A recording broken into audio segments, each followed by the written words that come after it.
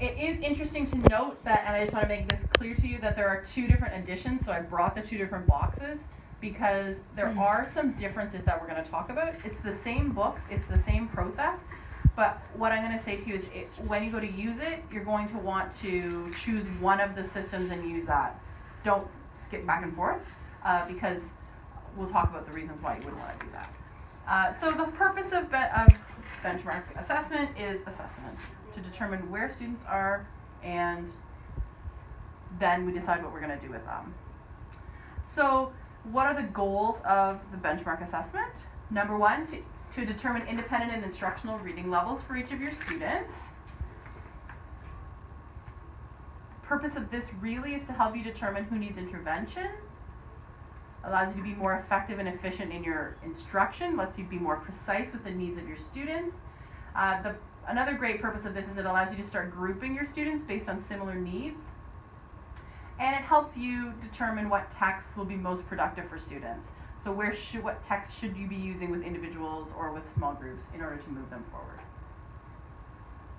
And then one of the great things is that it does allow us to document progress over time. So if you're using these results in, for example, your case conferences or your faces to data meetings, it certainly shows you how students are growing and their skills are developing over time, which is it's great to see. It's encouraging most of the time. And then the reason why we are encouraging you to use benchmark as opposed to PM is that it is directly aligned with LOI. So then you have got those interventions right there ready to go. So they're very similar, PM and BAS, but the purpose of going with BAS would be to allow you to move much more smoothly into LOI for interventions and guided reading. Because how do the numbers and like letters match up? Like, is there anywhere to see that? Like, say if like, 'cause we have a lot of folders that have like PM, so it's like, okay, we say we're starting it this year, but is there any way that we can kind of match it? Yeah. So there's a little package of sheets there in the middle of the table. Yeah. So if you flip to the second page, it has the matching. It's the alignment chart. Okay. So when you're using that chart, I just want to remind you that it's only for the purpose of assessment to guide instruction. It's not for the purpose of evaluation. Coding, it looks at accuracy of reading, self-corrections, it looks at fluency and comprehension, and it looks at comprehension from 3 different lenses: within the text, beyond the text, and about the text. So you get a good sense of, does the student understand just explicit information? Are they able to make inferences and look at that implicit information? And how is the student using text features to help them? One of the things that keeps coming up in conversations is thinking about writing. And so there is an optional writing about reading assessment. So if you're particularly interested in the writing level of a student, there is an option there that they can respond to the book through a writing task, and there's support in the kit. I'm not going to talk about that today because generally that's not what we're using the kit for, but if that's something that's of interest to you, you are welcome to explore it, and I'd be happy to support you. So when we don't know where to start with a student, so say you get a new student, you have no idea what level they're at because you don't have that information that's been passed on to you from a former teacher, there are where to start word lists, and that's in one of the books in the kit. And basically what that gives you is it allows you to quickly get a ballpark level for where to start with that student. It certainly doesn't give you an accurate, precise level of where that child's reading, but in grade 6, for example, if I had no level for a student, I would use it as a starting point so that I wasn't reading 17 books with them, doing all of those running records in order to determine the level. It gives you a ballpark. So it's really clear there with the lists in the book, and you can use that to get started if you're unsure. The next thing that you're going to do is you're going to actually work on assessing decoding. So there are all these books in the kits. Every level has multiple books. This one hasn't been unpacked yet, but there's all of these books. They're all leveled, and they'll be in the folders once we get that assembled and reassembled. And so you're going to go to the level for that child. You're going to read the title, you're going to read the introduction, you're going to have the students start reading very similar. And then you're going to record student information on the summary of scores, which is on those sheets. So there's 2 things that you might want to take away with you. One is there's that sort of booklet of information sheets for you. Cheesy here. And then we're going to look at doing a sample. So we're going to run through an example. So if you want to grab, I think what tends to happen is as we work through it, you sort of develop your own little strategies for how to code those errors because you then know. Because it's information for you, right? No one's going to come and say, can I see that, you know, that how you coded those errors. That's not the point. The point is, what do you know about that student as a result of reading with them? So I did include the coding guide there if you're interested. And the other piece that comes in here is the MSV analysis. So if you are not a primary teacher or if you haven't had primary teacher training, this might be confusing to you. The way I think about it is, what are the skills the child is using to understand the text? So what are they doing? Are they using the meaning of the text? Are they using the structure? Or are they using visual cues? And so when you then go to think about the errors that they're making, it helps you to understand what skills they have and what skills they still need to develop in order to tackle new text that they haven't seen before. Okay?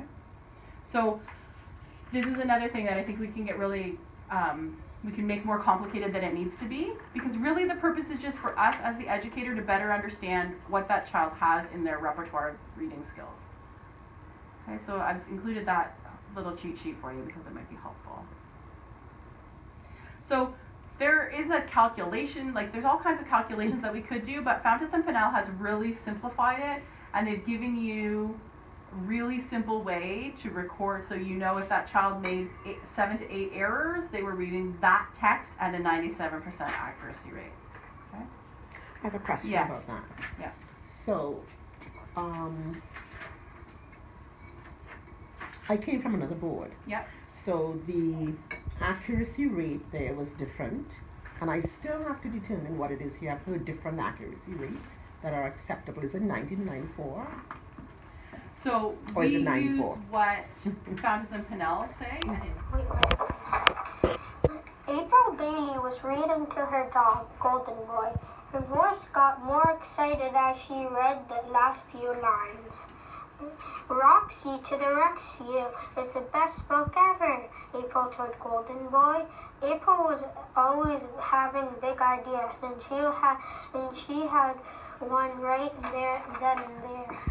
I'm going to write a letter to Julia Reed and tell her how much I love this book, April said. Who's Julia Reed? Her brother Scott asked. She's my favorite author, April said. All of her books are about dogs, right, Golden Boy? April finished her letter and read it out loud. Golden Boy turned his head. He seemed to be listening. Dear Miss Reed, Roxy to the Rescue is your best book yet. I have a lab named Golden Boy. He's super smart and he is a super sniffer. Please would you write about Golden Boy next? She would be a wonderful dog hero. Your biggest fan, April Bailey. April put out a photograph of Golden Boy in the envelope along with her letter. Hey. For the reading analysis, error analysis. Looks like you made no errors on the first page. On the second page, what this teacher recorded was that he had a repeat. Okay, so you see the R with the big arrow. So what they've shown there is where he repeated. And then instead of saying then, that child said there, and then self-corrected. So the teacher recorded the error that the child made and that they self-corrected. Okay. Next page, nothing. No decoding errors. Then there was another repeat. There was a self-correction. They said read and then read. Okay.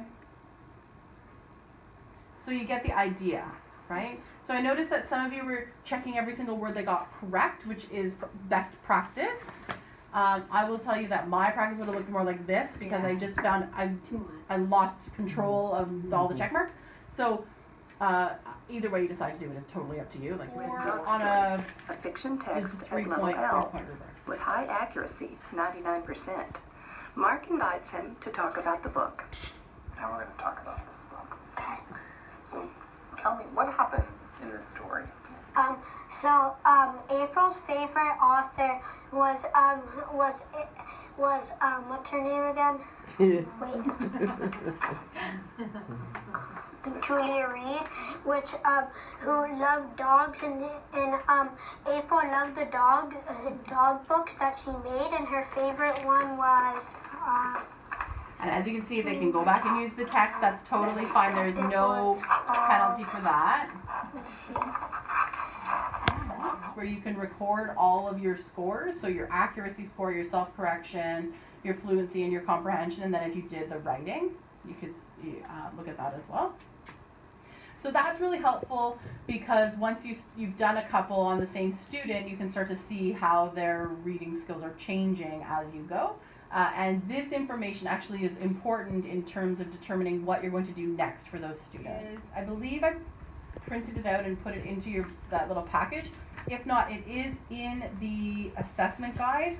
So in this book, on page 44, it tells you that if they're reading at, so this is what you're looking for. If they're reading from levels A to K, and they're reading at a 90 to 94% accuracy, and they have proficient comprehension, then that's considered their instructional level. Okay, so that's available to you, which is important, right? That's important information because that's going to help you determine what level of books are you going to use at the guided table with them. What are you going to be encouraging them to read in their independent reading? How are you going to ensure that they can access the text that you are exposing them to?